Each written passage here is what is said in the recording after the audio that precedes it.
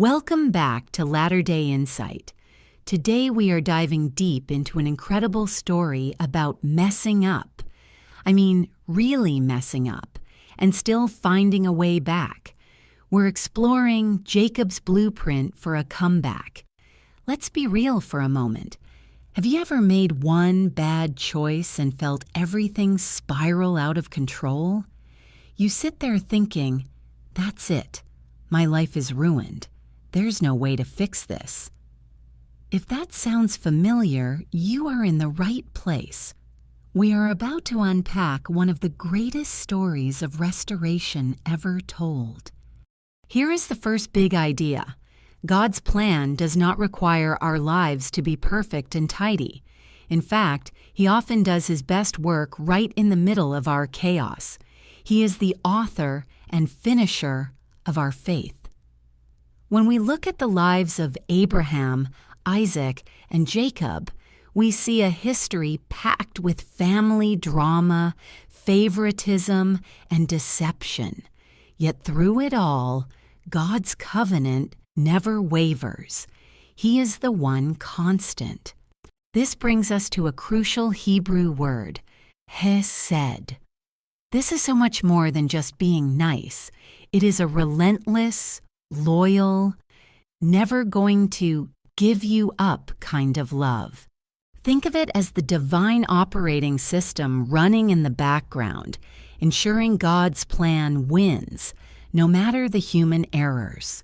We see Chesed working through human choices early on. Before Jacob's drama even begins, his mother, Rebekah, made a massive decision of faith. When asked to leave everything to marry Isaac, a man she had never seen, her answer was simple: I will go. That act of faith set the entire plan in motion. But her son Jacob struggled to wait on God's timing. He decided to take matters into his own hands, and things got messy, fast. He disguised himself to deceive his father. He lied to a blind man's face. He stole the blessing and inheritance meant for his brother Esau. The fallout was immediate. Esau's rage burned so hot he vowed to kill Jacob. In an instant, Jacob became a fugitive, alone in a disaster of his own making. Jacob ran until he collapsed in the middle of nowhere, using a rock for a pillow. This was rock bottom. But in that dark, desperate place, God showed up in a dream. He didn't show up to scold Jacob. He showed up with a promise. I am with you. I will bring you back. I will not leave you. God didn't wait for Jacob to clean up his act. He offered pure grace right in the middle of the chaos. This was the moment Jacob realized his story wasn't over. 20 years later, God called Jacob home, but to go home, he had to face Esau. The night before their reunion, Jacob stood alone by the river Jabbok. This is where everything changed. In Hebrew, the word for wrestle is Abak, but there is another word that sounds almost identical, Habak, which means to embrace. This all-night struggle was also a kind of holy hug.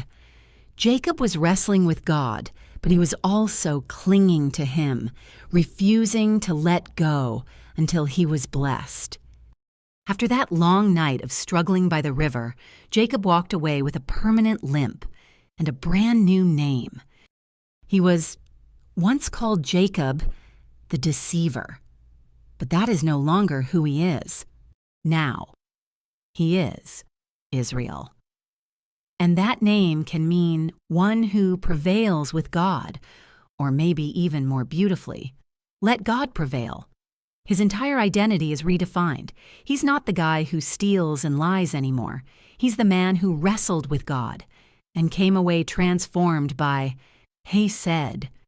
When the reunion finally happened, it was terrifying.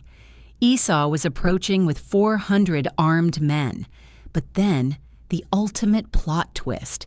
Esau didn't attack. He ran to Jacob and threw his arms around him. They stood there, weeping together after 20 years of pain. Esau's forgiveness was the ultimate human expression of Chesed. It was the grace Jacob received from God, now being shown to him by the person he wronged the most. Jacob's journey is a step-by-step blueprint for our own lives. 1. Acknowledge the mess. Admit when you failed and are desperate. 2. Be open to grace. Receive the love you know you don't deserve. 3.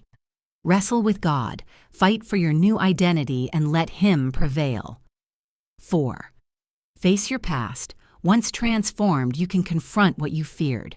Remember, your greatest struggle might just be a sacred embrace in disguise. So I leave you with this question. Where is the Abak ford in your life today? What struggle or fear are you terrified to face? Jacob's story proves that the place you are most afraid of might be the very spot where you are finally made whole.